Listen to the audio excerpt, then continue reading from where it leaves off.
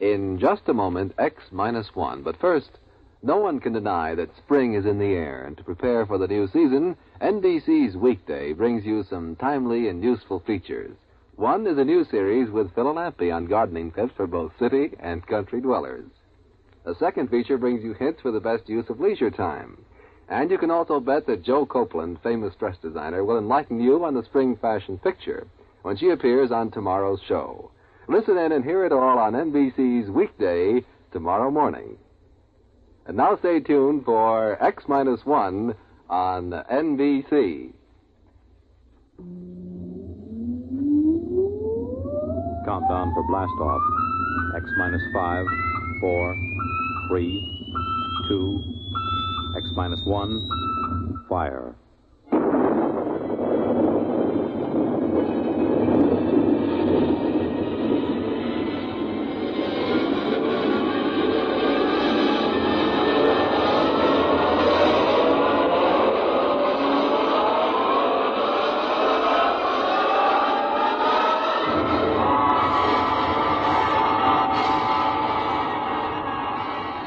From the far horizons of the unknown come transcribed tales of new dimensions in time and space. These are stories of the future, adventures in which you'll live in a million, could be years, on 1,000 maybe worlds. The National Broadcasting Company, in cooperation with Galaxy Science Fiction Magazine, presents X minus 1.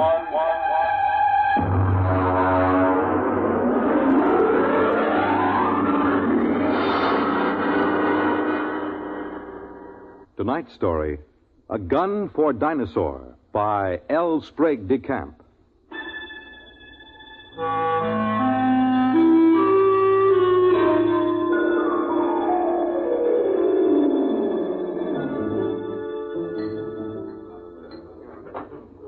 Just whiskey, please. No soda.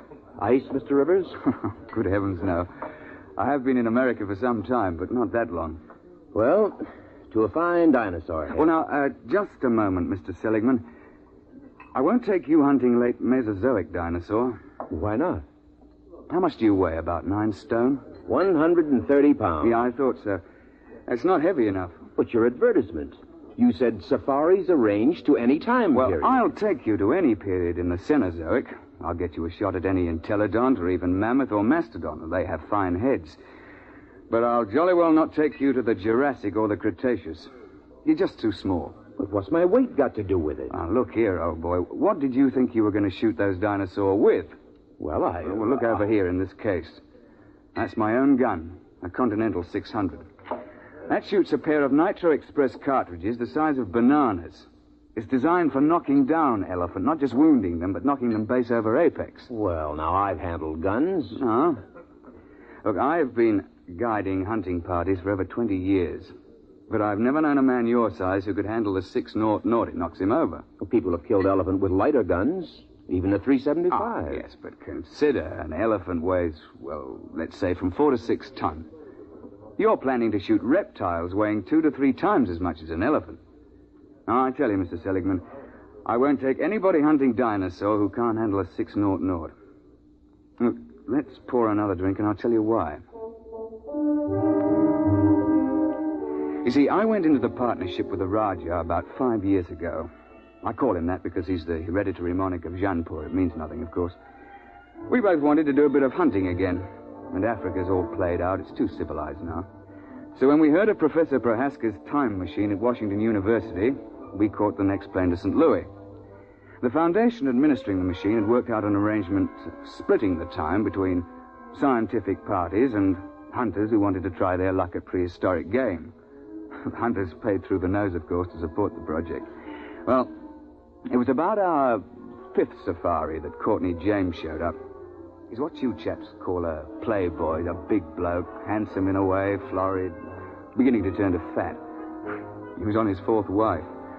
And when he showed up at the office with a blonde, I assumed that this was the 4th Mrs. James. But he left her in the outer office and corrected my assumption. Bunny? Oh, no, she's not my wife. My wife is in Mexico, I think, getting a divorce. But Bunny here would like to go along. I'm sorry. We don't take ladies. Not to the late Mesozoic. If she wants to go, she'll go. She skis and flies my airplane, so why shouldn't There are enough risks at 85 million BC without adding to them. I'm sorry, but it's against the firm's policy. Now, look here. I'm paying you a lot of money. I'm entitled... You can't hire me to do anything against my best judgment. Now, if that's how you feel, get another guide. All right. But let me tell you.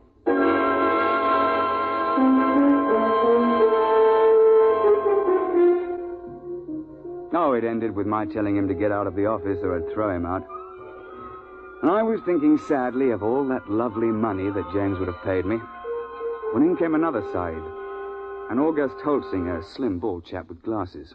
Mr. Rivers, I don't want you to think I'm here under false pretenses. I'm really not much of an outdoorsman, and I'll probably be scared to death when I see a real dinosaur. Oh, well, most of us are frightened at first, but it doesn't do to speak of it. Well, you see, I've always run a grocery store till my uncle died, and, well, I've got a great deal of money now. Uh-huh. And I'm building a new house. I'm engaged, you know, getting married, and, well, I'm determined to hang a dinosaur head over my fireplace or die in the attempt. A ceratopsian, I think. That's the one with the big horned head and the frill over the neck, isn't it? Well, you want to think twice about that, you know. If you put a 7-foot Triceratops head into a small living room, there's apt to be no room left for anything else. I know it's ridiculous, but I'm determined to do something big for once. Since there's no more real big game hunting, I'm going to shoot a dinosaur and hang his head over my mantel. I'll never be happy otherwise.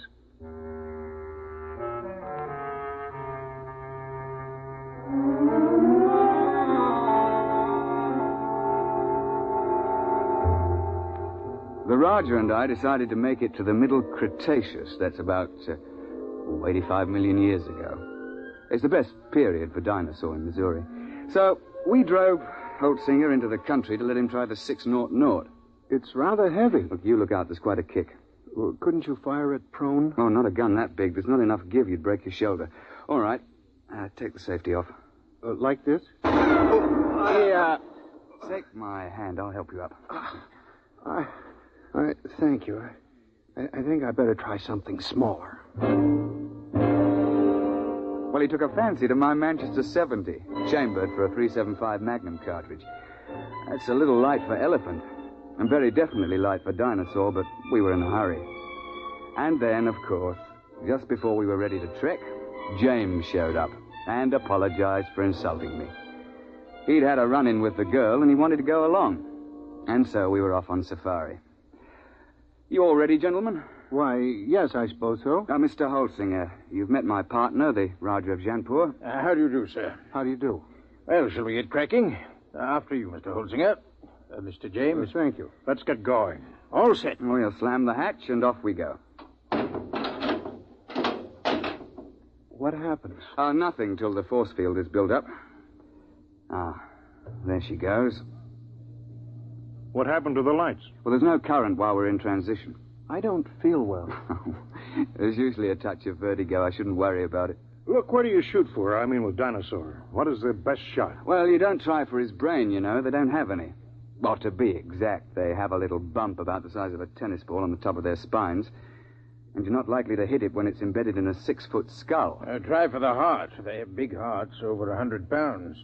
An exploding shell in the heart will slow them down, at least. Oh, I see. Why do we have to go so far for game? Why couldn't we just go back 50 years and shoot lions in Africa? Well, the machine won't work more recently than 100,000 years ago. Why? Well, look, I'm no four-dimensional expert on the subject, but it has something to do with what they call time paradox. You know, if people could go back to recent times, they might do something to affect history or kill their own grandfather, you know.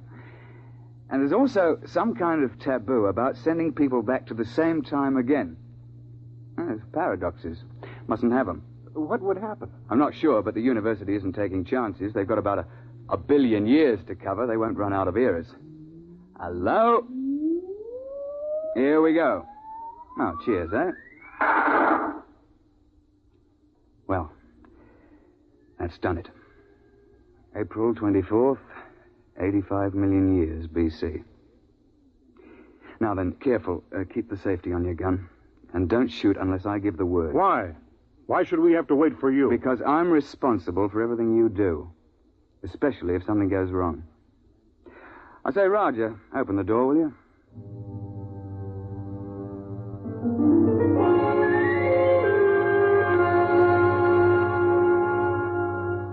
In this period, the time chamber materializes on top of a rocky rise. At the west, you see the arm of the Kansas Sea that reaches across Missouri, and the big swamp where the sauropods live. To the east, the land slopes up to a plateau. It's good for ceratopsians. The finest thing about the Cretaceous is the climate. It's balmy like the South Sea Islands, and not so muggy as the Jurassic. Oh, we sent the time chamber back off and looked about. It was spring, with the dwarf magnolias in bloom all over. Down towards the Kansas Sea, cycads and willows grew, while the uplands were covered with screw-pins and ginkgo. Yeah, well, I'm no ruddy poet, but I can appreciate a beautiful scene. Well, I was looking through the haze and sniffing the air. I got him! I got him! What the devil? You see it? There it goes! Confound it, you idiot! I told you not to shoot without word from me.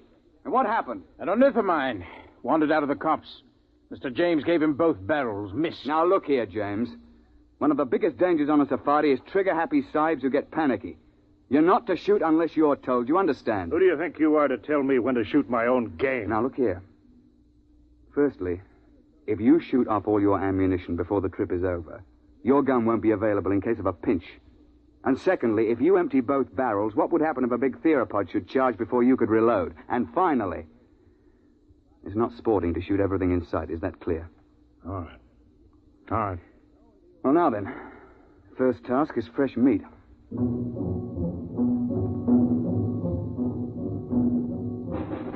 As I told you, Holsinger wanted a ceratopsian head. James insisted on a tyrannosaur. Then everybody would think that he'd shot the most dangerous game. Well, the fact is that tyrannosaur's overrated. But everybody's read about the tyrant lizard, and, well, he does have the biggest head of the theropods. Oh, and he'll snap you up if he gets the chance, no fear. Oh, we started off searching for meat. The Raja and I put the sahibs in front. We tell them it's so that they'll get the first shot, which is true, but another reason is that they're always tripping and falling with their guns cocked, and if the guide were in front, he'd get shot.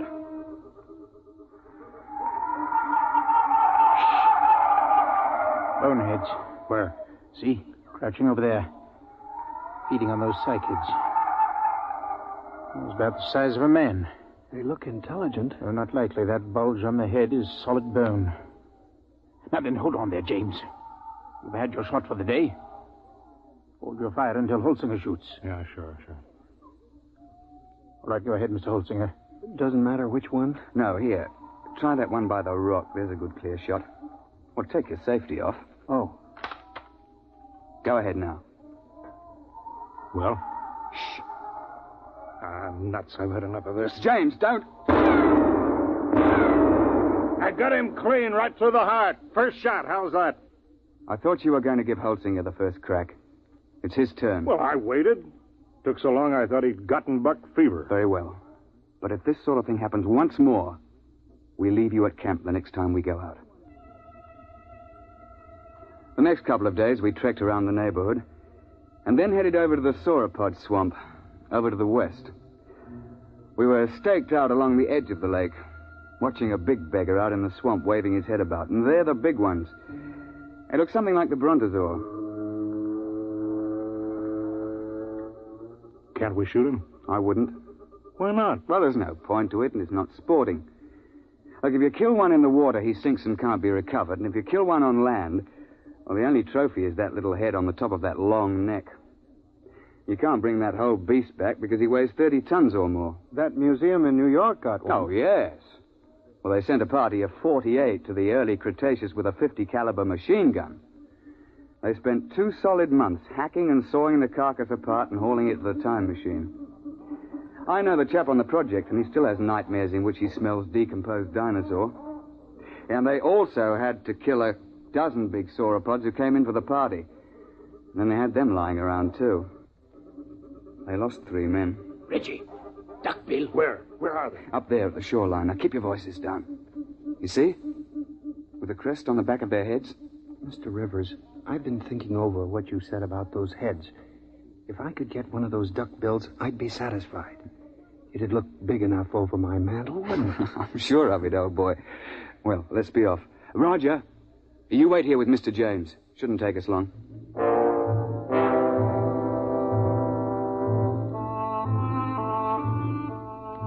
Holt and I crept along the shoreline, narrowing the range to the duckbills.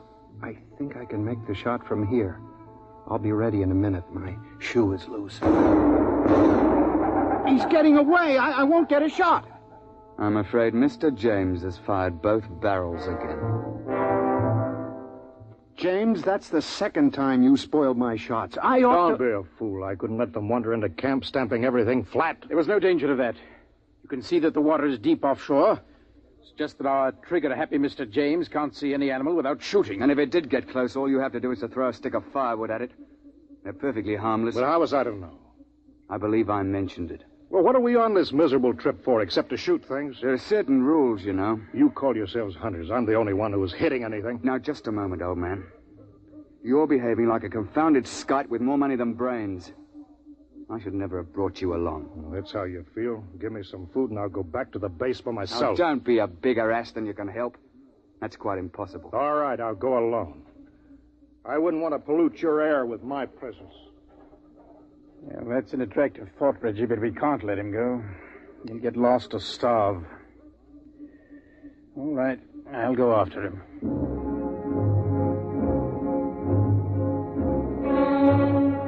We stumbled along for several more days, James on his good behavior for a change. And on the 1st of May, we broke camp and headed north to the hills. Oh, it was hot and sticky. And we were soon panting and sweating like horses when I picked up the smell of carrion and heard the thrumming of the flies. We found a huge ceratopsian lying dead in a little hollow on the edge of the copse. He must have weighed 6 or 8 tons alive. Why couldn't I have gotten him before he died? That would have made a darn fine head. Look, on your toes, chaps. The sauropod that's been at this carcass is probably nearby. How do you know? We see how the hide's been ripped off and the bones are scattered. Sauropods will hang around a carcass like this for weeks, gorging and then sleeping their meals off for days at a time. What do we do? Well, that's what we came after. Look, Roger, you take Mr. James through that way, and we'll parallel you 40 feet distant. Now keep your eyes open. It'll be hard to see in these woods unless you're right on top of him.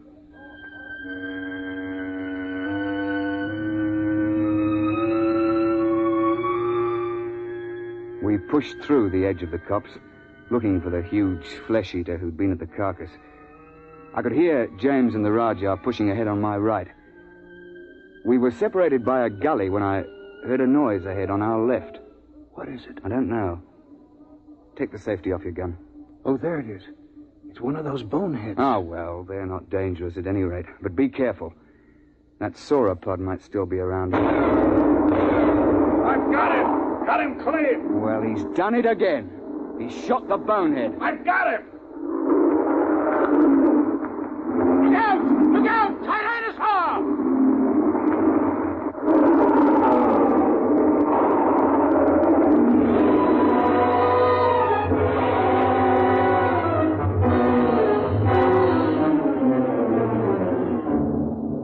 The Tyrannosaur heaved his head out of the shrubbery just in front of us.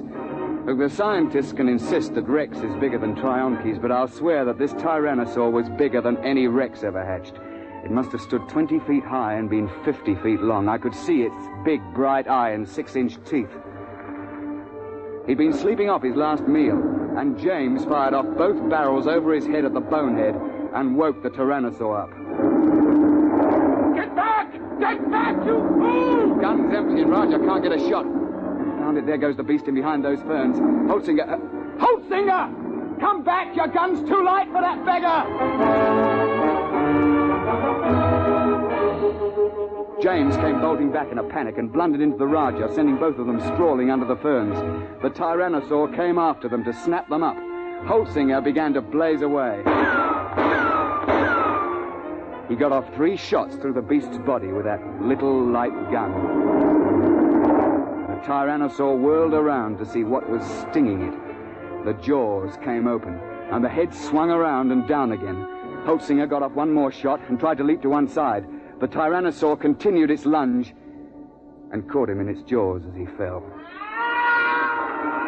Reggie! Stand clear! Hart's the only chance. It's no use. There he goes.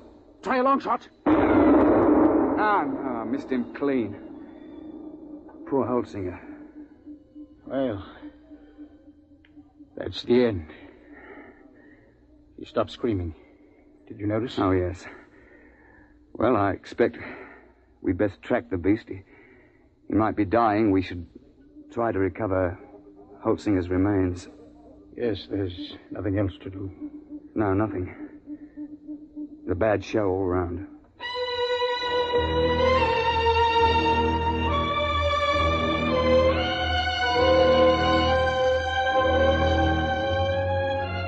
An hour later, we gave up and went back to the glade looking very dismal. Where have you two been? We were occupied. The late Mr. Holtzinger. Remember? You shouldn't have gone off and left me. Another of those things might have come along. Isn't it bad enough to lose one hunter through your stupidity? What? Sure, you put us in front of you, so if anybody gets eaten, it's one of us. That's... You stinking little swine. If you hadn't been a first-class idiot and blown those 2 barrels again, this never would have happened. Holtzinger died trying to save your worthless life. And I wish he'd failed. Oh, I ought to... Now then, my Laddybuck, I'm glad you did that. It gives me a chance I've been waiting for. Now get up, and I'll be glad to finish off. You won't finish anybody off. All right, put your hands up. Both of you. Put that gun away. Don't be an idiot. I won't let anybody do that to me. You can't get away with murder. Why not? Won't be much left of you after you're hit with a 600 explosive shell. Nobody could prove anything. They can't hold you for a murder 85 million years old. The statute of limitations, you know. Nice work, Roger, old chap. Yes. Cretaceous rock. Doesn't quite have the balance of a cricket ball, but it's a bit harder, what? Well, suppose we tie this chap up and take him back to camp.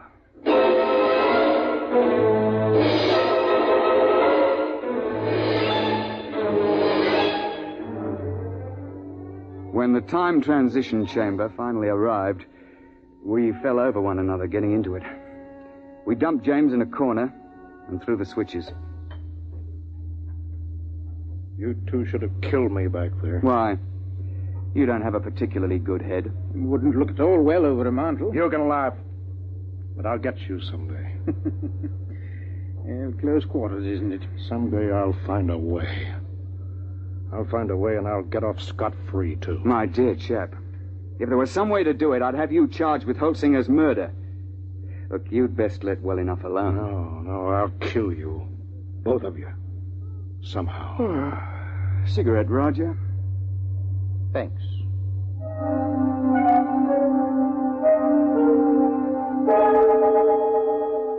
When we came out in the present, we handed him his empty gun, and off he went.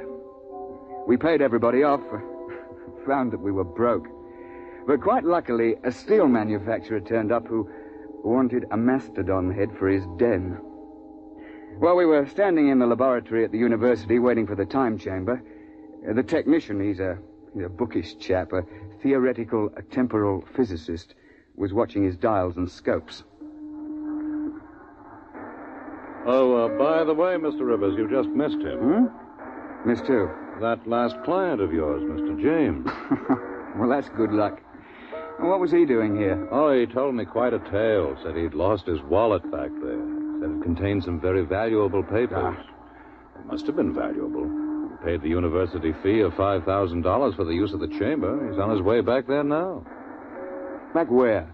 Well, he told me to send him back a few minutes before you arrived the last time. Then he could see himself drop the wallet. He's going to stand there and watch himself come out? Yeah, but, doesn't that create what you chaps call a paradox? What happens when a man tries to occupy the same time twice? No, we don't know. It's never been tried before. Well, we tried to warn him, but he insisted. Yes, I know. He's a headstrong chap. Still, you wouldn't think he'd chance it just for the sake of a wallet. Was he armed? Yes. He had a 375 Express. 375? Well, that's odd. He knows it's too light for Dinosaur. Yes, but not too light for a man. I say, Roger, you don't think Mr. James is lurking behind a bush back there until we show up again? And planning to pot us as we step out? That's impossible. We already did step out of the chamber and nothing happened. Yeah, but that was before Mr. James was waiting with an express rifle cocked. Hey, Doctor? What, you mean he's planning to murder the two of you? I wouldn't be a bit surprised. I don't suppose there's anything you could do to stop the process now. No, it's too late. The chamber's in transition now. Look, hadn't you better get out of here before he kills you? Well, there's no point in running. If Mr. James's theory is right, we've both been dead for 85 million years. We might as well wait and see what happens. Transition point coming up. Well, it's been quite a world up to this point. Hey, Roger? Yes, quite. Here it goes.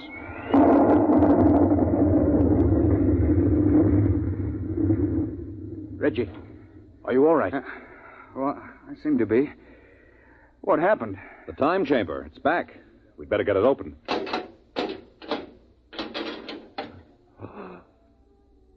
Good Lord, look at that. Ghastly, isn't it? Where did it come from? I'm not sure. But I rather think it came from the Middle Cretaceous era. It wasn't here a moment ago. Ghastly mess. Looks as if every bone was pulverized and every blood vessel burst. I dare say. But that's his gun, all right. It's James, there's no doubt of it.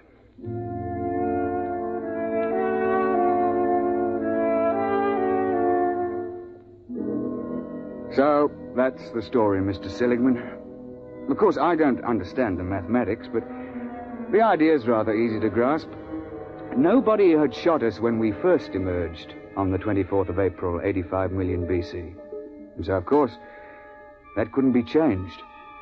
The instant James started to do anything that would make a paradox, the space-time forces snapped him forward and ripped him to bits.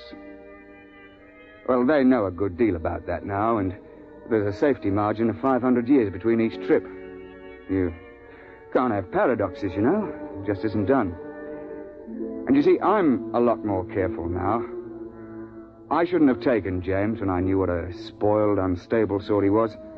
Or Holtzinger either. When I saw that he was too small to shoot a dinosaur gun. With a heavier gun, he'd probably have knocked the Tyrannosaur down and saved his own life. So, Mr. Seligman, that's why I won't take you to that period to hunt. I'm sorry, but you're just too light. You're not big enough to handle a gun for Dinosaur.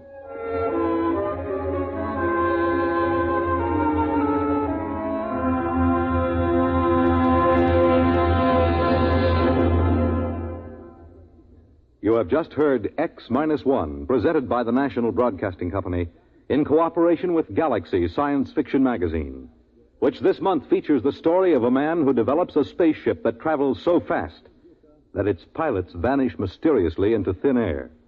Read the Vaughn Shelton story, Point of Departure, in Galaxy Magazine, on your newsstand now.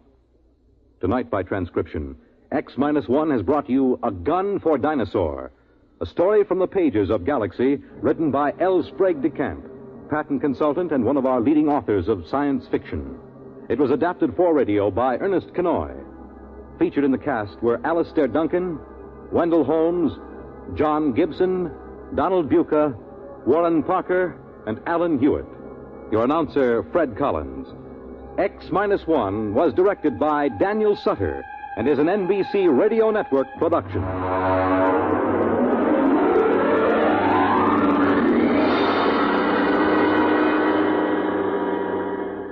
Let's visit lovable Fibber McGee and Molly tonight on the NBC Radio Network.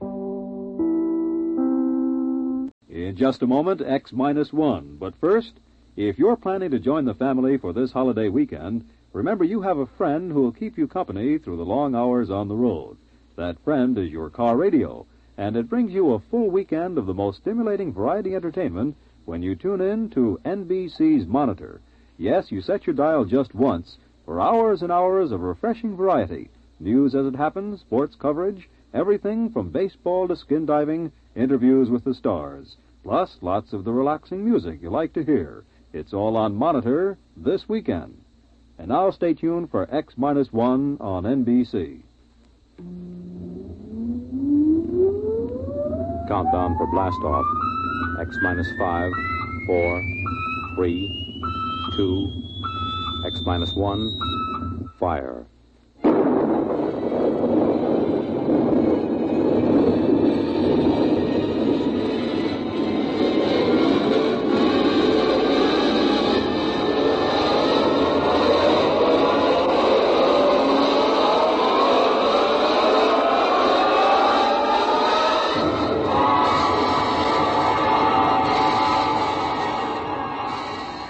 From the far horizons of the unknown come transcribed tales of new dimensions in time and space. These are stories of the future, adventures in which you'll live in a million, could be years, on 1,000 maybe worlds. The National Broadcasting Company, in cooperation with Galaxy Science Fiction Magazine, presents X minus 1.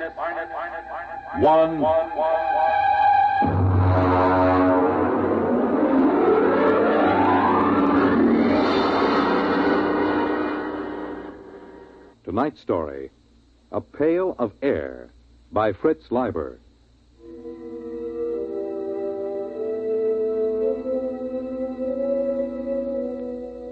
It was pretty quiet in the nest. Pa was just sitting by the fire, staring into it like he does these days. And Ma was asleep. That's why it was so quiet. Ma has some pretty bad times when she just screams and screams and huddles back against the blankets that line the nest. Sis was looking at herself in the mirror that hangs next to the bookshelf. I don't know what she finds to look at so long, but then she's a girl. She just looks at herself. Saturdays, when Pa puts a couple of extra lumps of coal on the fire and we take a bath, she looks at herself in the mirror and sometimes she cries. I dropped the book I was reading, and I guess that woke Ma. Huh? What? What? Pick up the book, Bud. I'm sorry, Pa. It's come back. Hasn't it, Alfred? It's come back. It was just Bud. He dropped his book. Oh, but it's come back. Well, it's out there now, isn't it? I feel a lot warmer. Now, Ethel. It's up there in the sky. Just the way it always was. I know. I had a dream, Alfred. I know, dear. Sis, melt your mother a cup of water. I'm combing my hair. Sis. Oh, all right. Got to get up. I know it's there. There'll be crocuses. And the spring bulbs. And daffodils. What are daffodils, Ma? Well, Buddy, they're a flower. And they're very pretty. Yellow. On a tall green stalk. Oh, I want to go out. I want to take the children out. All right now, Ethel. Here's some water. Come on, children.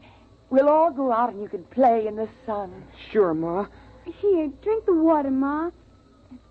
It's cold, Alfred. You rap on the pipes and make that super send up some more heat. What's a super, Pa? It doesn't matter, Bud. There aren't any anymore. Oh.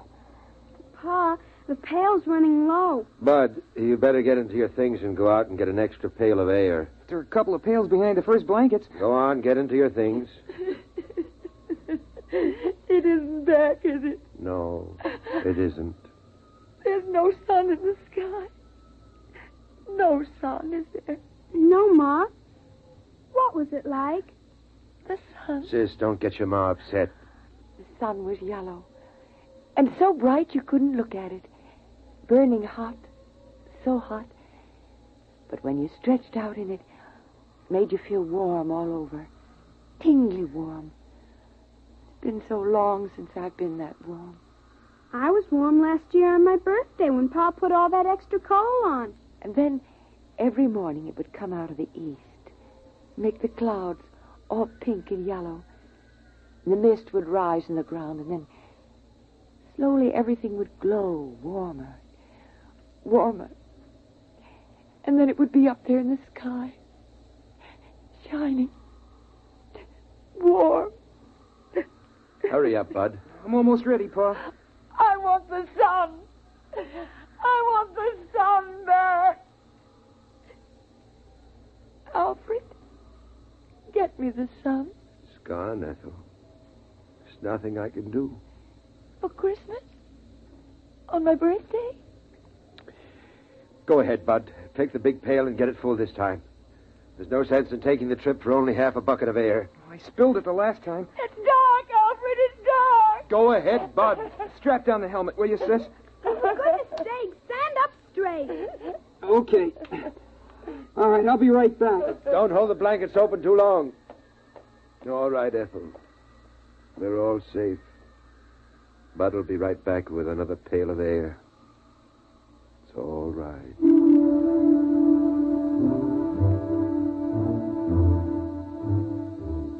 I went through the 30 or so blankets that Pa hung up to slow down the air escaping from the nest.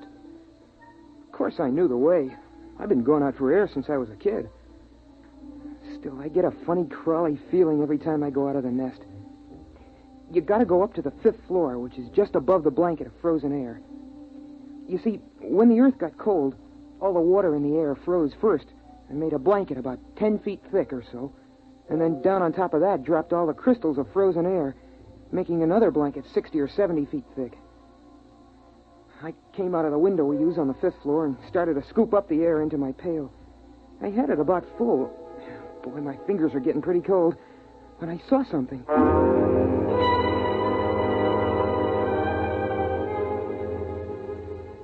Hey, that's a light. Oh, darn it, I kicked over the bucket. Oh, there can't be a light. Not moving around in a window like that. There can't be. Ma and Pa and Sis are back in the nest. I'm up here, and there can't be anyone else. Everybody on Earth is dead except us.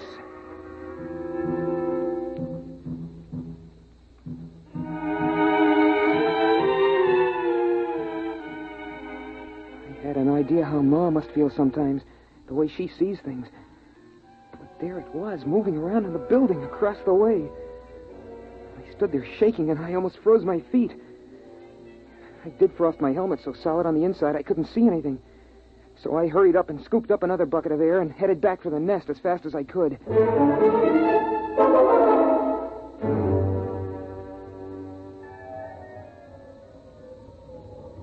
Pa, I saw something. Go on, hang those outside clothes up by the fire. Phew. Pa, I saw something, I did. Your mother's quiet now. Don't upset her. Pa, it was a light. Wait till I get this air next to the fire. Give me the cloth, sis. Shall I put another lump of coal on, Pa? No. The oxygen from this bucket will get the fire up when it begins to melt. There.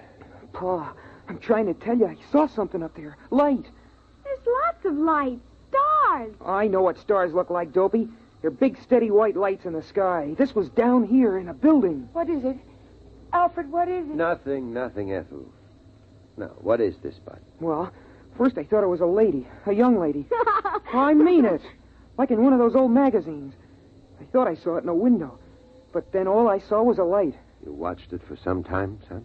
Long enough for it to pass 5 windows and go to the next floor. And it didn't look like stray electricity? No, Pa, I know what that looks like. Or a star refracted through an icicle?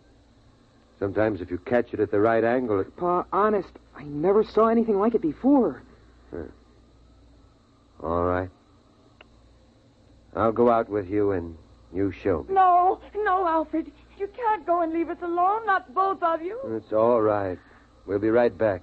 Here's your helmet, Pa. There's something out there. Always known there was something out there waiting to get us. Hand me my glove.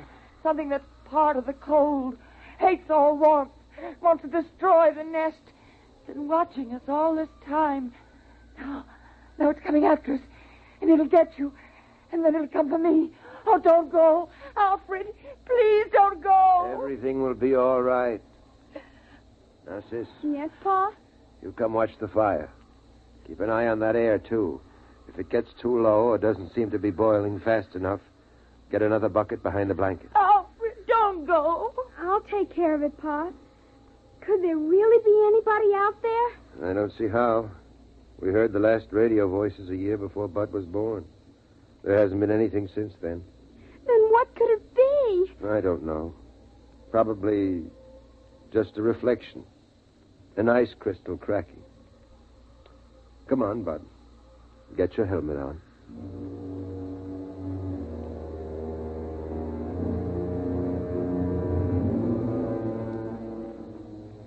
It's funny. When I go out alone, I'm not scared or anything. But when I go out with Pa, I always hang on to his belt like I used to when I was a little kid. Habit, I guess. It's the same no matter what trip we take. On the 5th floor, we stopped to rest just before we went out. We were in the room with the frozen people. The lady sitting looking at the door. The man holding his hands over that funny metal thing Pa calls a radiator. It was like a fire, I guess, but I don't see any place for the cold. We put our helmets together so we could talk. Catch your breath, son. Pa, would it be possible... for any of the frozen people to come to life? Like the ones down in the basement around the furnace when we go for water? No, they're dead. They were caught too quickly when it happened. Oh, Pa, how do we know we're the only ones? We don't, but... Well, there's a feeling you get. Because it's always night. There used to be some of that feeling every night in the old days. But the sun chased it away every morning. You wouldn't know about that. You weren't born when the dark star pulled us away from the sun. You wouldn't know unless you'd seen the sun. I've seen the sun. It's that big star at the end of the Big Dipper. I've seen it. It isn't the same. Come on. We're wasting time.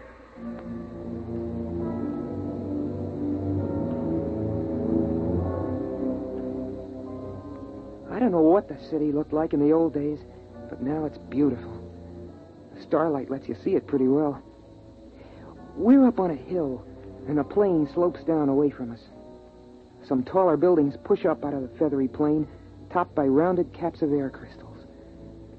Some of them are on a slant because a lot of the buildings are badly twisted by the quakes and everything when the dark star pulled the earth away from the sun. That's why Pa can't seal up the nest airtight. The building's twisted too bad. Besides, we have to keep the chimney open. We touched our helmets together so we could talk. Is that where you saw it, son? It isn't there anymore. Uh-huh. But it feels different. As if there's something out here, waiting. Bud, if you see something like that again, don't tell the others. Huh? Why not? Well, your ma's sort of nervous these days, and we owe her all the feeling of safety we can give her. Once it was when your sister was born, I was ready to give up and die, but your mother kept me trying. Another time, she kept the fire going a whole week all by herself when I was sick. She couldn't do that now. Not the way she is. But you know that game we sometimes play, tossing a ball around? Well, courage is like a ball. A person can hold it only so long, and then he's got to toss it to someone else. When it's tossed your way, you've got to catch it and hold it tight, and hope there'll be someone else to toss it to when you get tired of being brave. Yeah, I guess so. Come on. We'll fill up the pails and get back. But what about whatever it is out here? We'll just have to wait and see. Come on. Before the helmets frost over.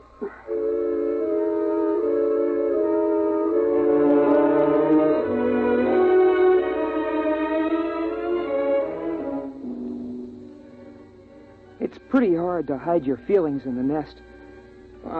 There's just room for the four of us. The blanket overhead just touches when Pa stands up straight. The floor's all covered with thick, woolly rugs. Pa says it's inside a much bigger room, but I've never seen the real walls or ceiling. Well, anyway, Pa laughed and kidded about what I'd seen. He said I had an imagination, but we could tell he took it serious. It was Sunday morning by the clocks that Pa kept all wound up on the shelf. So it was time for the story. We all sat around in a circle the way we always do, except I noticed that Pa casually took a hammer from the shelf and put it beside him. I always liked the story. Of course, Sis and I know it by heart for now. Every Sunday since we were kids. But every once in a while, Pa surprises us by telling it a little different. or throwing in some extras. It starts out with a song. Ma used to sing it, but she forgets the words sometimes. And now Pa sings it mostly. Oh, beautiful for spacious skies, for amber waves of grain, thy purple mountain majesties above the fruited plain. Of course, the words don't mean anything. I mean, the skies are spacious enough, but there aren't any waves of grain, and the plain is all covered with a blanket of frozen air. But it's part of the story ceremony, and Pa likes it. He says it reminds him of the old days. After the song, Pa starts the story. In the days of my youth, the sun hung above, golden and warm, and the earth was fruitful and multiplied, and the fields were green, and the day was glorious, and the wind blew across the hilltops, and the air was free and good to breathe.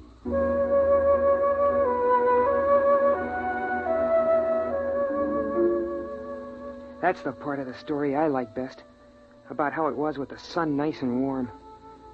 It's hard to believe, all those people living without having to worry about cold and air, never waking up sweating and screaming because you dreamed the fire went out. It's impossible to believe, but Pa was a good storyteller, and he made it seem real. And then the dark star came rushing out of space. In the beginning, they tried to keep the news from the people, but when the floods and the earthquake started, the truth came out. At first, they thought the dark star would hit the sun, and then they were afraid it would strike the earth itself. But it didn't. It only came close.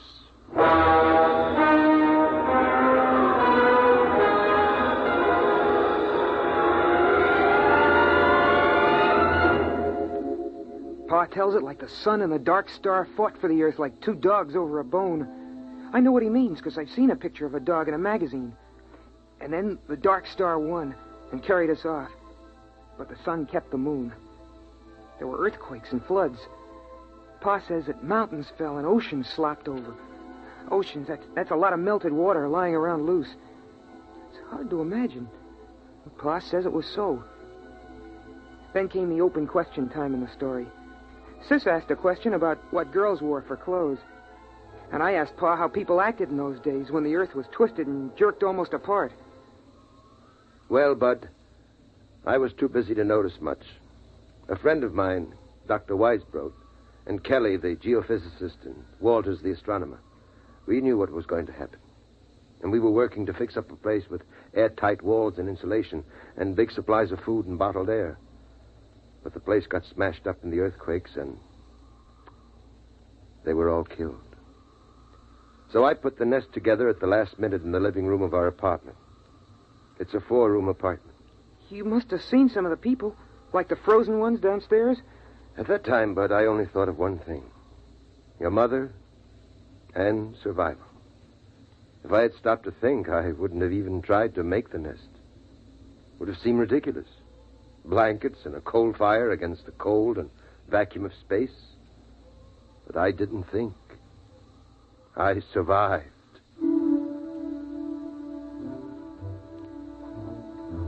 I wasn't listening carefully as Pa went on about the building of the nest. I kept thinking about something else. About that light I'd seen outside. I kept asking myself, what if the frozen people were coming to life? What if they were like the liquid helium that crawls toward heat when it should be frozen solid? What if something were coming from the dark star to get us? Something making the frozen people move, not by themselves. That would fit with what I'd seen. A young lady's face and the moving light. I sat there and shivered, thinking of the frozen people with minds from the dark star creeping, crawling, snuffing their way, following the heat to the nest. And then, over from beyond the blankets, I thought I heard a tiny noise. So I asked myself then, what's the use of going on? Why prolong a doomed existence of hard work and cold and loneliness? The human race is done. The earth is done. Why not give up, I asked myself. And then I did hear the noise. Louder this time. A kind of shuffling tread coming closer. And then I got the answer. The Earth's always been a lonely place millions of miles from the next planet.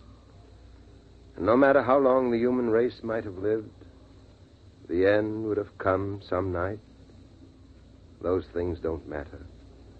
What matters is that life is good, has a lovely texture, like some rich cloth or fur, or the petals of flowers, crocuses, daffodils, or the fire's glow. And that's as true for the last man as the first. Still, those steps kept shuffling closer. Pa was talking, and Ma was dreaming with her eyes closed, and Sis was looking at herself sideways in the mirror. And I was the only one who heard the noise. The noise outside. So right then and there I told myself that I was going on as if we had all eternity ahead of us. I'd have children, and I'd teach them all I could. I'd get them to read books, try to enlarge and seal the nest. I'd try to keep everything beautiful and alive. I'd keep alive my feeling of wonder, even at the cold and the dark and the distant stars. Pa, I hear... I know. What is it, Alfred? What is it? What's going on? Oh, you've got to tell me. Pa, I'm scared. Quiet. But you heard it? Uh-huh. Kind of shuffling, coming toward the nest. Sis, take care of your mother. It's all right, Ma. Lie down. Come on. I'll take the hammer. You take the hatchet. What is it, Pa? What is it? I don't know. Listen. It's closer. Mush. Pa, the blanket is moving. Ready with your axe. Hello? Who's there? Is there somebody in there? Come in. It's all right. They're alive. Alive. Who are you? Alfred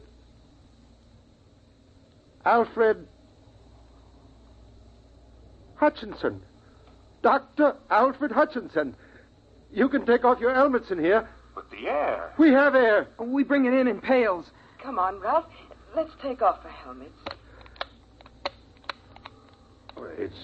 It's impossible. Where are you from? We thought we were the only ones. Los Alamos. The nuclear laboratory. Yes, that's right. We get our power from the reactor, using the stockpile of bombs for fuel. Then there are others.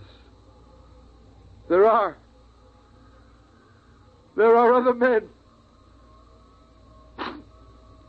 There are other men. Pa, is it all right? Should I put the axe down? Yes, it's all right. You can put it down. You mean you come from another nest? It's a little bigger than this. We've got a small airtight city with airlocks. We generate our electricity, food from hydroponics. I can't believe it. I can't. I can't believe this.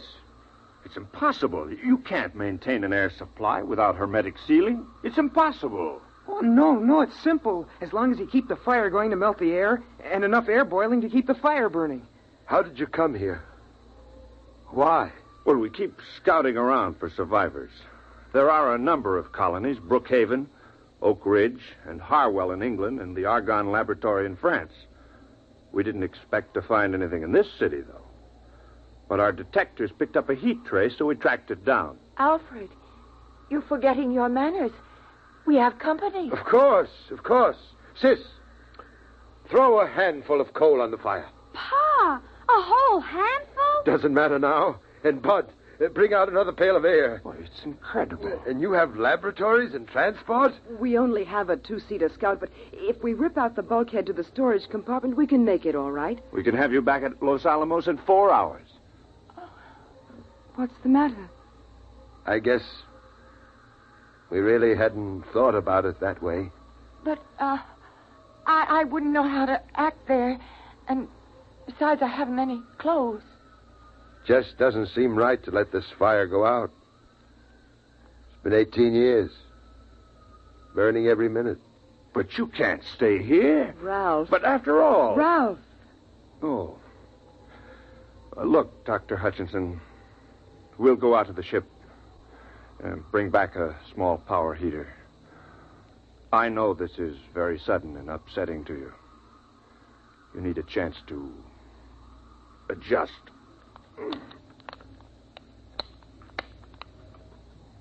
We'll be back in a few minutes.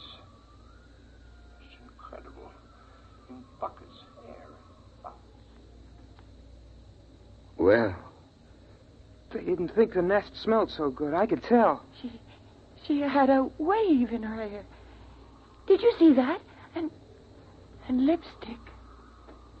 I suppose we have to decide what to do. Pa, at Los Alamos and those other places, there'll be lots of people, won't there?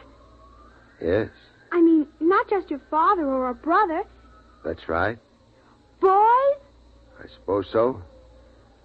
But somehow I feel a little empty. Alfred, it's different now that we know others are alive. You don't have to feel the responsibility for keeping the human race going. Pa, I'd like to see those rockets and laboratories. Wouldn't you, Pa? I suppose so. It won't be easy leaving the nest. I mean, it's just right, and there's only 4 of us. It's kind of a scary idea. Big place with a lot of strangers. You'll get over that feeling, son. The trouble with the world was that it kept getting smaller and smaller till it ended with just the nest. Now it'll be good to have a real, huge world again. The way it was in the beginning.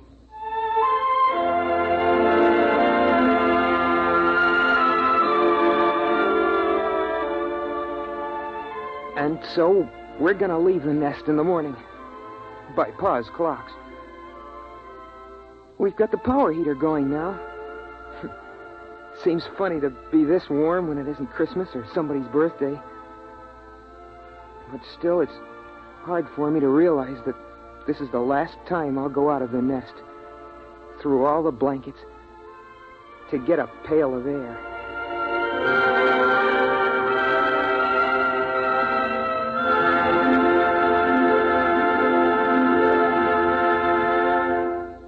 You have just heard X-1, presented by the National Broadcasting Company in cooperation with Galaxy Science Fiction Magazine, which this month features the Edward M. Ludwig story, A Coffin for Jacob. With never a moment to rest, the pursuit through space felt like a game of hounds and hares. Or was it Follow the Leader? Galaxy Magazine on your newsstand today. Tonight, by transcription, X-1 has brought you A Pail of Air, a story from the pages of Galaxy written by Fritz Leiber and adapted for radio by George Lefferts. Featured in the cast were Ronnie Liss, Pamela Fitzmaurice, Richard Hamilton, Eleanor Phelps, Rita Lloyd, and Joe DeSantis. Your announcer, Fred Collins. X-1 was directed by Daniel Sutter and is an NBC Radio Network production.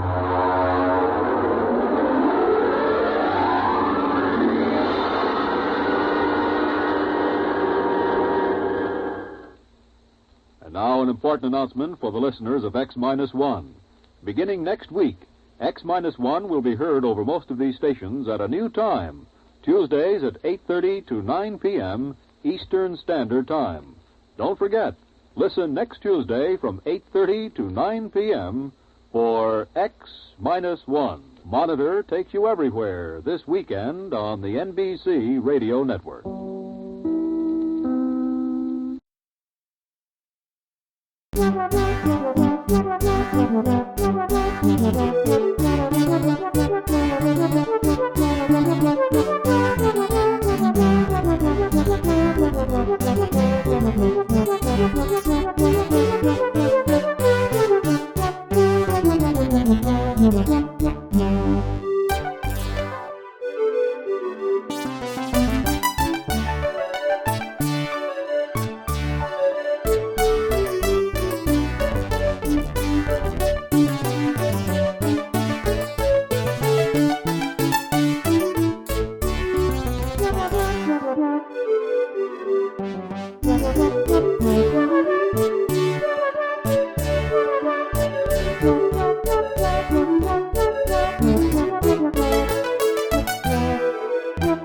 Bye.